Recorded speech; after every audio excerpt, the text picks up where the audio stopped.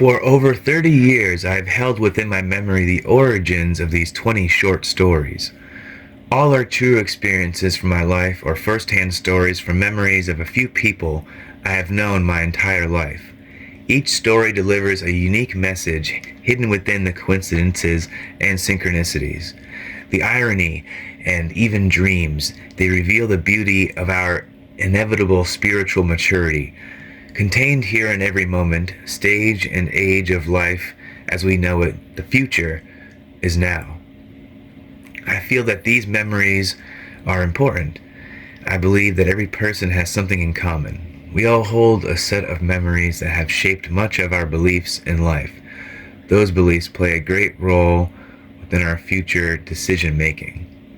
All memories create emotional attachments, for better or worse. Some people will never believe in the miraculous.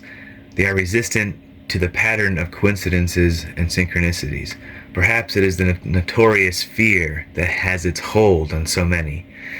These stories are testament to the possibility that I see in all things. The faith we need to create better memories for ourselves, and the miraculous effect that all things happen for a reason, and that together we can create a better future.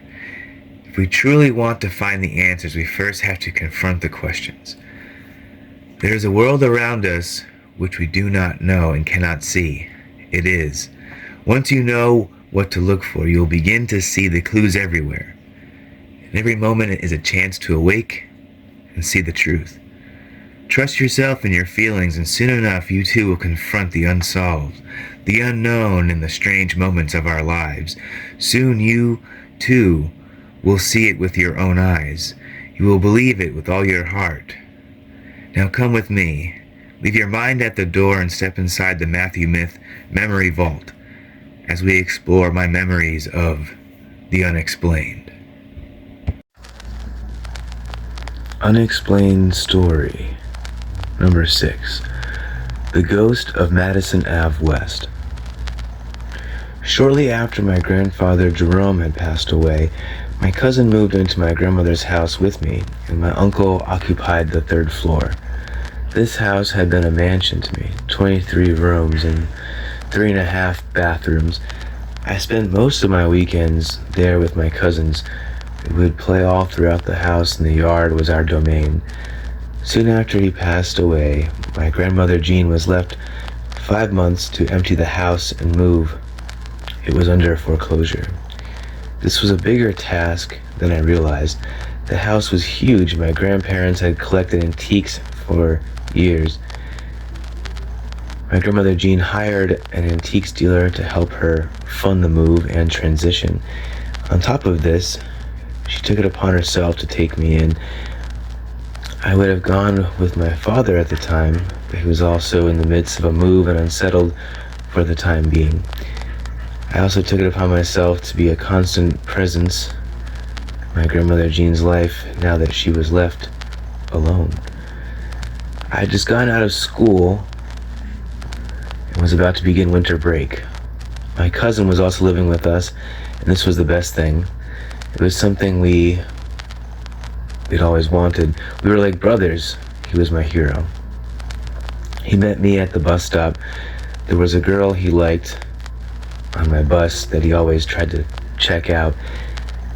Anyways, we walked back to the big white house, and he explained that my grandmother was away at the shopping mall and his dad was on his way over from work, so that meant we could run around and play without any adult interrupting us for a solid hour or more if we were lucky. We were good kids and never caused trouble, never started a fire, and I hope my kids don't either. We were always play acting and getting deep into our characters. At one point, we were on one of the landings of the dual staircase. One went up, and then another went down. We were in between wrestling and playing some kind of cops and robbers game. Suddenly, we heard a loud, repetitive thudding on the wall inside another room in the house. We stopped dead in our tracks and looked at each other with confusion. We knew no one else was in the house with us, especially on the second floor. I walked over to the room we thought it came from, There was nothing in there. We used to have cats in that room, but there wasn't anymore. I walked back over to my cousin Brian and reported it was clear. But then the thudding came back and it sounded closer. With no time to think, we ran down the hallway to the third floor stairs and ran up as fast as we possibly could. While we tried to comprehend our fear, we grabbed 2 of a 4 set of decorative swords my uncle kept hanging on a wall outside his bedroom door.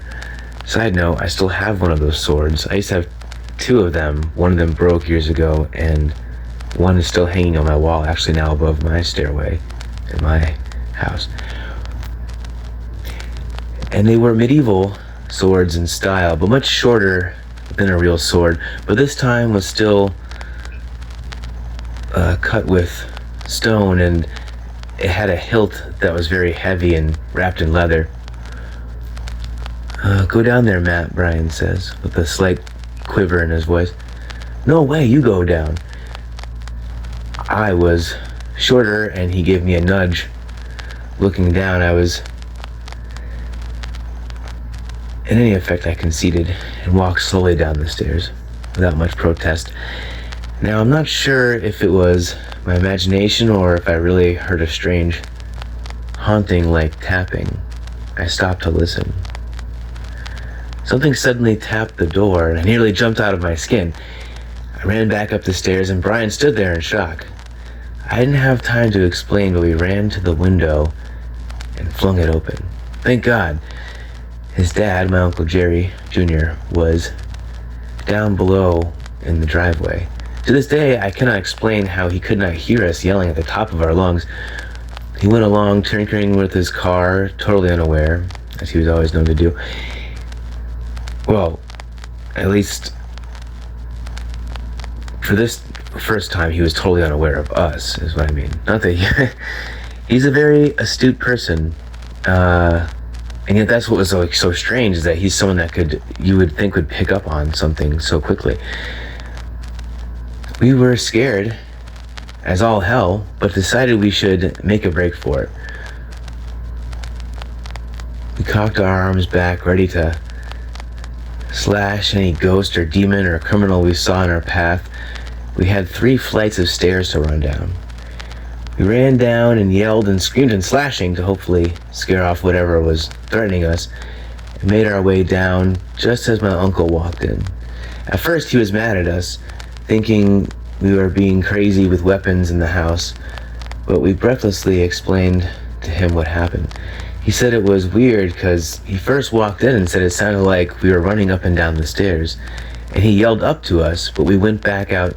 But then he went back outside. I mean, so while we're upstairs, we didn't hear anything running up and down the stairs. We never heard him yell and never heard anyone else running up and down the stairs like he did. Something I cannot explain was within the house and revealed itself after we tore up the carpets and removed the wallpaper. At least, that's what I believe. And this story took place when I was 10 years old. So my cousin was just about to turn 12. And that's the strange story. Did the house have a strange spirit within it? Did ripping up the carpets and ripping off the wallpaper and just removing the soul, the objects that belonged in that home for so many years, did that conjure something? Actually, a bonus story is that the last night we stayed in that house, Brian and I took these 2 little twin beds or whatever, and we put them together in a room that we never had slept in. We said, if this is the last night we're going to stay here, we're going to sleep in the one room we've never slept in. I don't know if we ever actually, I definitely took a nap in the kitchen slash living room, but then there was a room that was like the bigger living room that had the fireplace and everything. And that room we definitely slept in by the fireplace as kids a bunch of times after Christmas or something.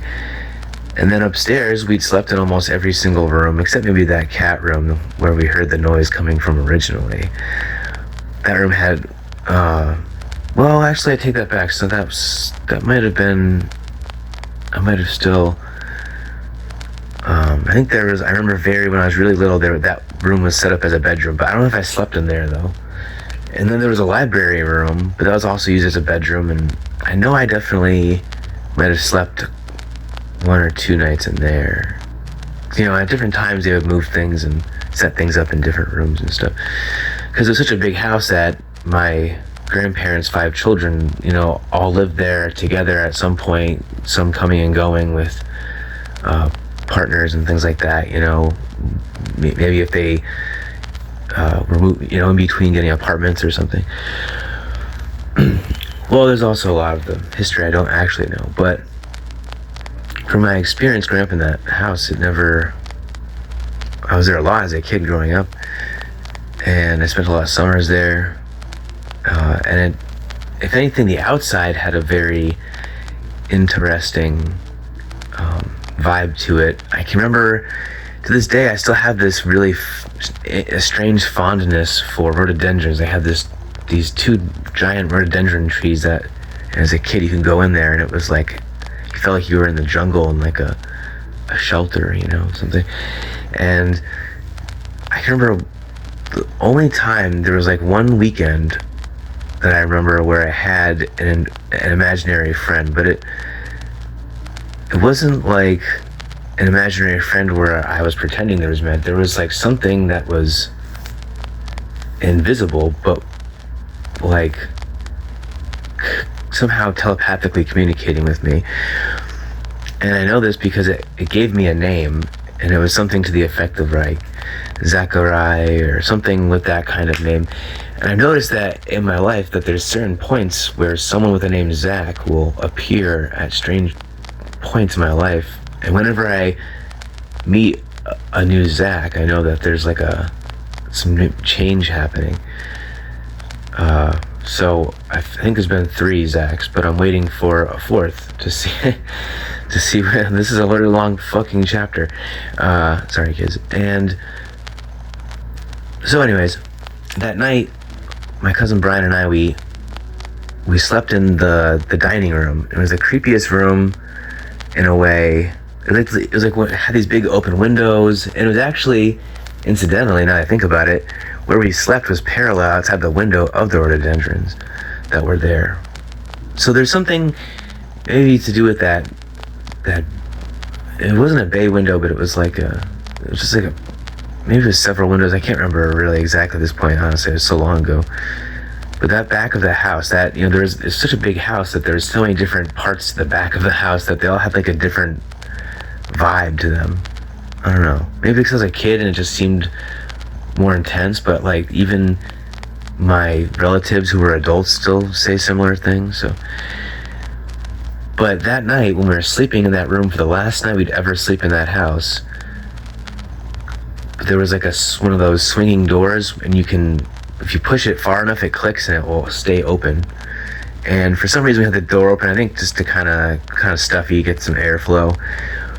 And my aunt was actually sleeping in the living room, and we thought she was crazy because she was sleeping right under this crazy bay window out in the front of the house, and she was like, "I'm not afraid of shit." And I was like, we always thought she was a badass. And she was listening to Coast AM, and it's like, that's how we grew up, you know. That's why I love telling stories, you know. I love that concept of broadcasting stories and mythology and ideas, and Brian and I were talking, and we're you know, joking around, and then Brian says he sees something. I think he's messing around. And then I can tell he's like really serious, because he said he saw something pass by the door that looked like a figure of a person. And I was like, no way, like, that's crazy. And he's like, no, seriously. And I'm looking. All of a sudden, it looked like someone walked by. Like, you can, when even if this thing's really dark, you can see like that movement, like of the body, like someone walking in the dark. But there was no noise, and we just freaked out. And the whole time we could hear Brian's dad, Uncle Jerry, was breaking apart this big, what are those? Like bunk beds or something like that. And we ran up there and we were freaking out, and he said, what's the matter, blah blah. And he's like, well, it's probably grandma, and she was downstairs in her room. We go in there, or we knocked on the door, and she comes out, and we were like, Brian and I are like, yeah, we saw something and blah blah blah. And my grandmother goes, oh, that was me, like, I went down there to get a late night snack or whatever. And I'm thinking to myself, but she didn't put on a light or anything, she's walking around in the dark or something, but my grandmother was very convincing, and Brian and I went down and fell asleep and everything was fine. Now, the next day, however, this is where the bonus episode comes in to knock your socks off. I was helping my dad and my uncle load some stuff into a moving truck or something the next day. I think I had gone with... Oh yeah, and then my mom came to pick me up. I hadn't seen my mom because the reason why at the time of the ghost story that I was telling had happened, the context is that my mother had gone to rehab and has since recovered, thank God, and major recovery. And at that time, my mother was not abusive in the sense of really actually hurting me, but scared the shit out of me. And nowadays that's considered abuse. But I understand, we've moved on past those things, and I had a rough teen years of my own volition. But then when I had my children, it's sort of like that is a time to heal your family and ancestral wounds, I feel. Well, anyways, so that's the backstory to that I meant to add in. That's kind of, I didn't, it's a personal part of it, so it's a difficult thing to add in the original text, so I figured in this kind of more confessional story style, it's kind of easier to explain. Yeah, so anyways, my mom, I visited with my mom for a little bit. She had been on a slight reprieve from one of the places she was getting rehabilitated, and I got dropped off that afternoon. It was like a rainy, very New England-y type of looking afternoon, and muggy, and I get out of the car and I'm thinking, everything's fine, everything's just chill. And Brian, my cousin Brian, sees me and he's like, Matt, he runs over. And at first, my first instinct is like, oh, he's actually excited to see me, like, hey, what's up, dude? Like, let's go do something. Even though my family was still in the midst of a crazy move, because that 5 months to move was turned into 5 days. So it turned into a major crunch time. And I don't know how my dad and my uncle did it. To this day, maybe those ghosts helped them out.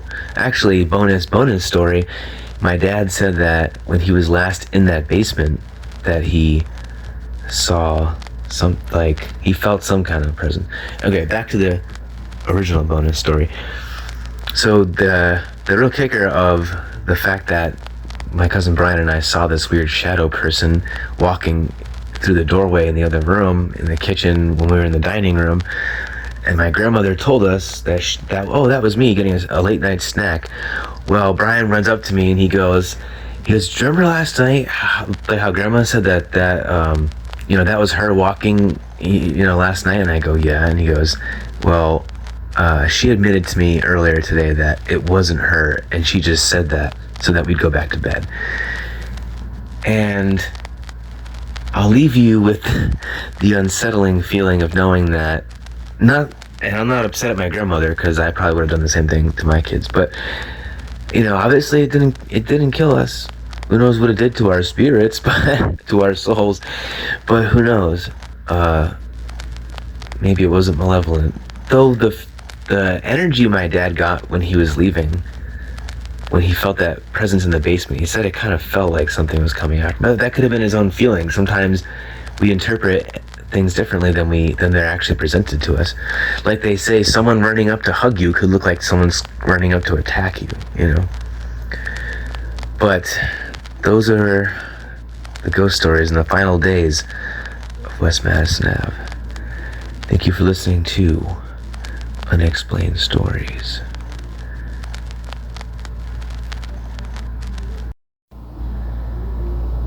Stay tuned for more unexplained stories in just a moment. Stand by. Unexplained story number 7. Guardian Angel. Some years after my grandmother Jean and I were living in another town, while I still attended the Catholic school in Holyoke, Massachusetts, where their house was located, it was also the city of my birth. On a February winter morning, my grandmother was too timid to drive in the awful, snowy and possibly icy conditions. As chance would have it, my aunt had stayed over the night before. She worked close by and would come over on evenings to make dinner quite often during the week. The weather got increasingly bad. The first few hours she was over that previous night, and my grandmother suggested she stay over. My aunt's name is also Jean. That morning, my aunt Jean, not so thrilled, took on the responsibility of taking me to school, which is quite a few miles away, at least a 15-20 minute drive. For some reason, my school had not closed. You would figure if it was that bad out, snowing and all, she decided to risk the suspicious weather and bring me anyways.